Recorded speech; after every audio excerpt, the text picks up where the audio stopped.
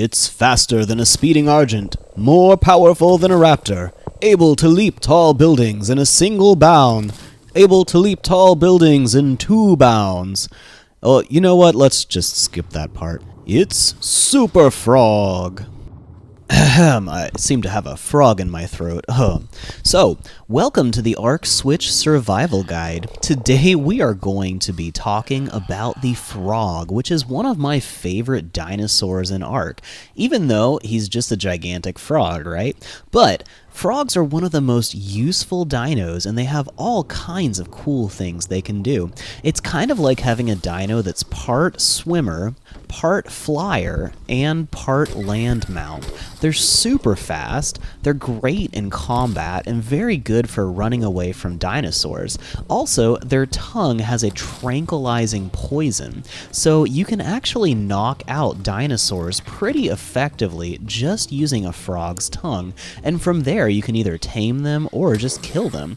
Frogs also are amazing at gathering cementing paste because they chew up small insects like dragonflies and ants and convert them directly into cementing paste. You skip the whole mortar and pestle and piles of stone that you need. So we can use a couple cool tricks with a frog to get cementing paste faster than any other way in Arc. Also, because they can jump so far and get out of harm's way, frogs are an even faster and better way to cross a lot of terrain than most flyers, and if you use them correctly, you can keep from running out of stamina for crazy long amounts of time. In this episode, we are going to teach you all about how awesome frogs are and all the cool ways that you can use them, so be sure to watch this whole episode. It will be full of lots of helpful tricks.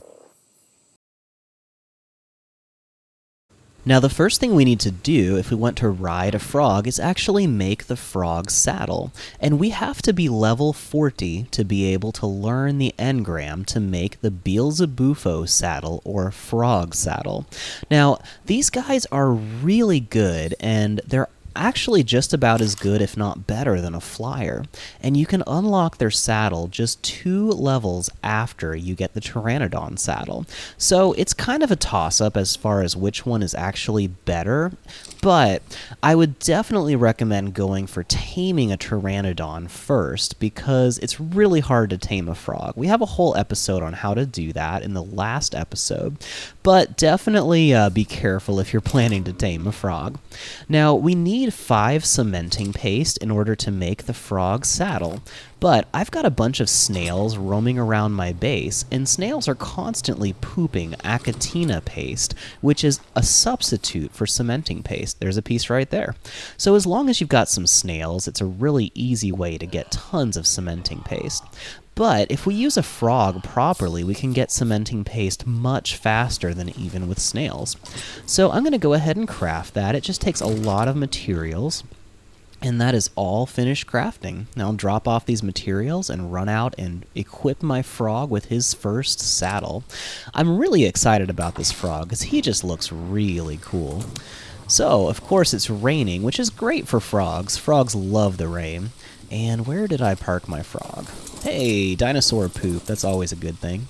Get lots of good fertilizer from dino poop. I'm not just a weirdo picking up this poop all the time.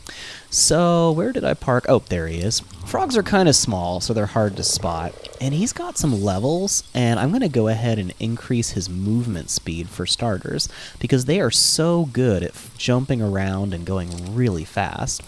So, there we go. We can actually finally ride this frog, and I completely forgot I had my seagull on my shoulder. So let me drop this off, and I'll be right back. So I waited until it stopped raining for better visibility. Now the first thing we need to learn with a frog is how to jump. Now if I jump without pressing any direction, he actually jumps really high and pretty far forward in a pretty high arc. And if I hold backwards on the joystick, he jumps almost straight up and down. And anywhere in between, he jumps a little bit further and a little bit higher. So you can play around with that and get used to his jumping.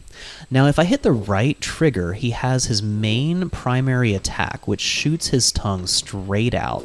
It hits just one target, but it hits about 2 foundations forward, and I'll rotate around a little bit to see if you can actually see that happening. But it's a pretty good quick attack. He can fire it off pretty quickly, and that actually has a powerful tranquilizing effect, and it stacks up to 2 times, so you can lick something twice and then jump and run away, and it'll actually get a pretty good tranquilizing effect. Yeah, you can see a little bit better if I'm up higher.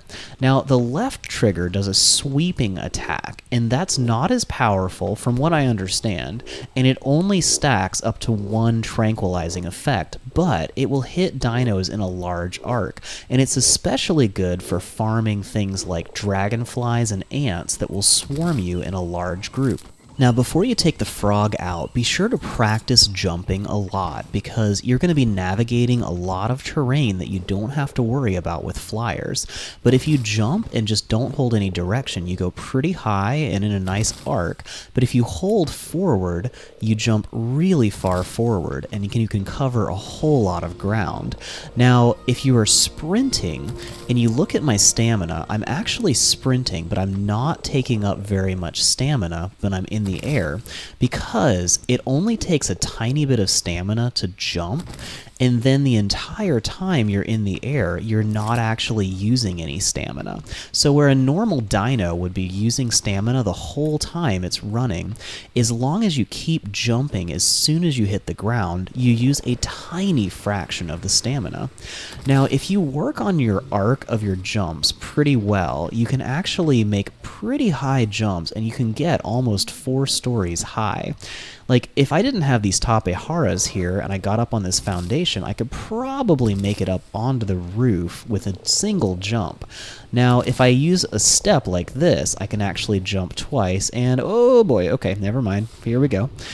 So, that moves us to our next point. A frog is great underwater. It actually does not use any stamina to go crazy fast in the water, and it does not have an oxygen stat, so it never drowns. Now, if I use my right trigger attack, it will stack 2 stacks of tranquilizing effect on this Dilophosaur, and then I can run away while the effects knock it out.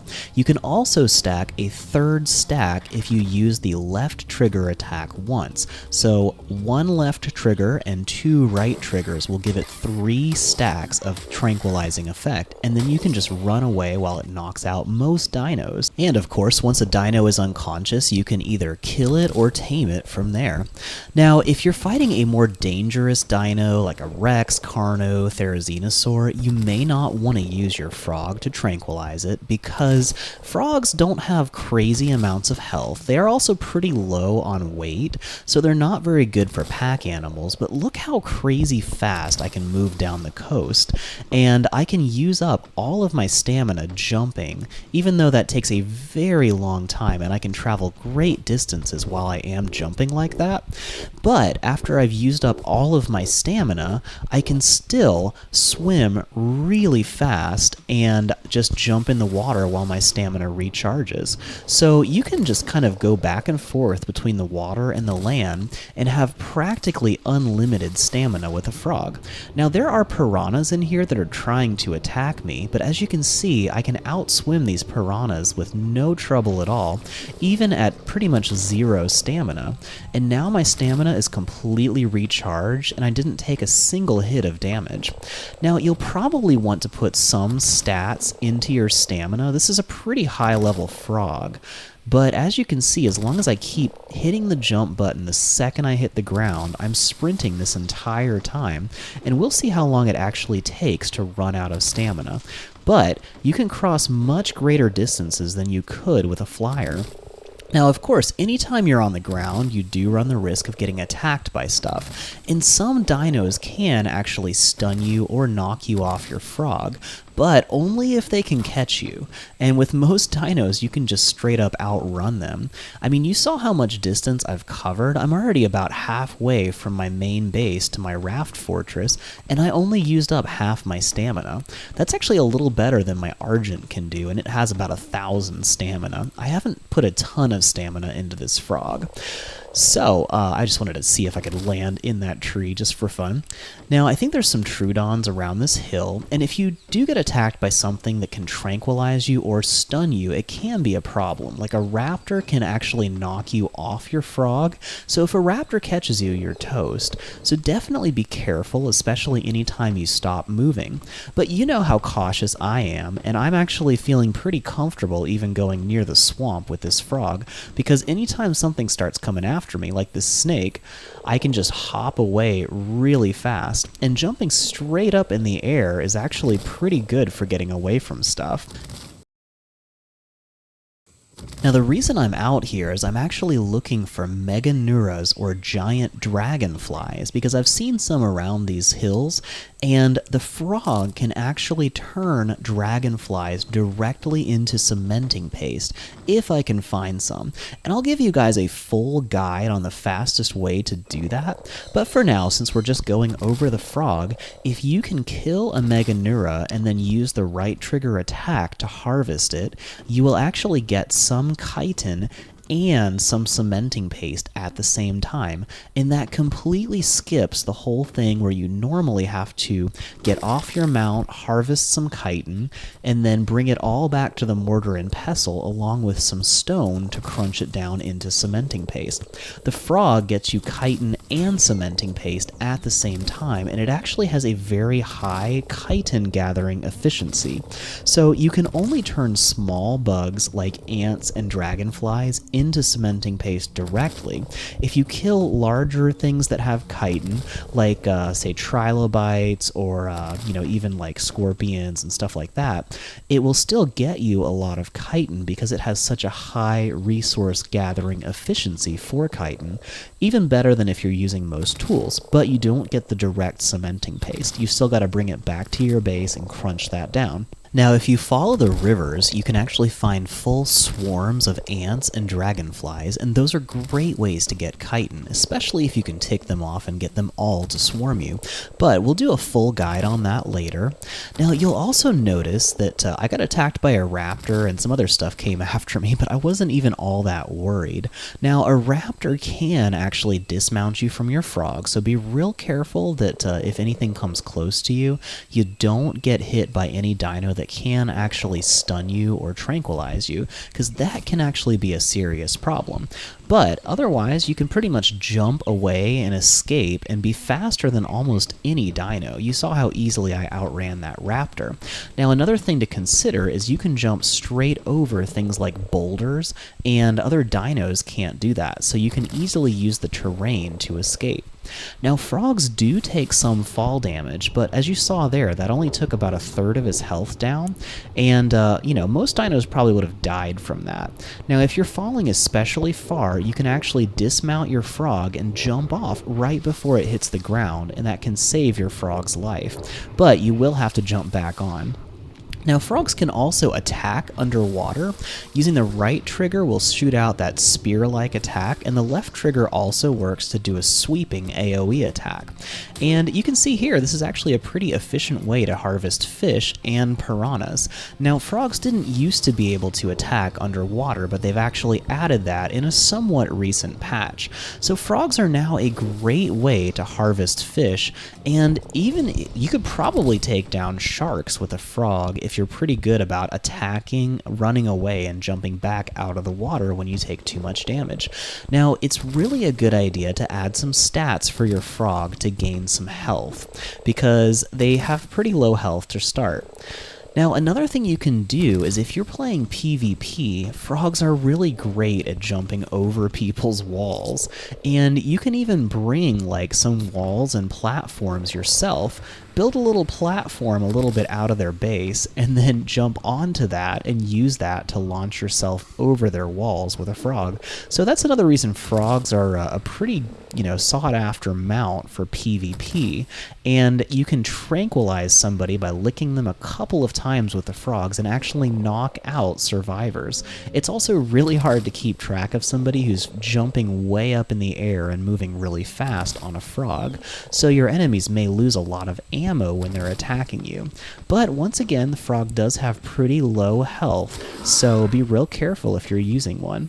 So that's the basics on how to use a frog in Ark, and if you've decided you want to own one yourself, I've got a whole guide on how to tame a frog, and lots of different methods and tricks you can use to tame your own frog. So be sure to check the description for a link to that, and pretty soon I will release a full guide on how to get piles of cementing paste crazy fast using a frog, so be sure to subscribe to this channel and enable notifications, and it will let you know when that video comes out.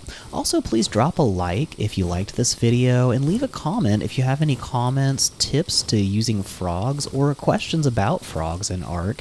And I always love hearing back from you guys, and I try to respond as quickly as I can, just depending on how my schedule works out. But once again, thank you guys so much for being such an awesome community. I really appreciate you all, and it's so much fun helping you enjoy your adventures on Ark. Also, if you want to see more videos that I am in, my wife and I have a new YouTube channel where the two of us play console games together. It's called the Console Co-op Couple, and we would love it if you would hop over there and subscribe to that channel too. It would actually mean a whole lot to us. So I've got a link to that in the description as well. So I will see you in the next video, which should come out very soon. Thanks so much for watching this video from the Ark Survival Guide. If you enjoyed it or found it helpful, please like this video and subscribe to our channel so we can bring you more great guides like this one. Ark is an amazing game, but there is so much to learn before you can really enjoy it. We are dedicated to bringing you high-quality guides, tutorials, and Let's Play videos that are fun, helpful, clean, and suitable for the entire family. There's a tutorial in this series for everything we have done so far in this video. Check out these playlists for more episodes from this series and other guides to help you enjoy your journey on Ark.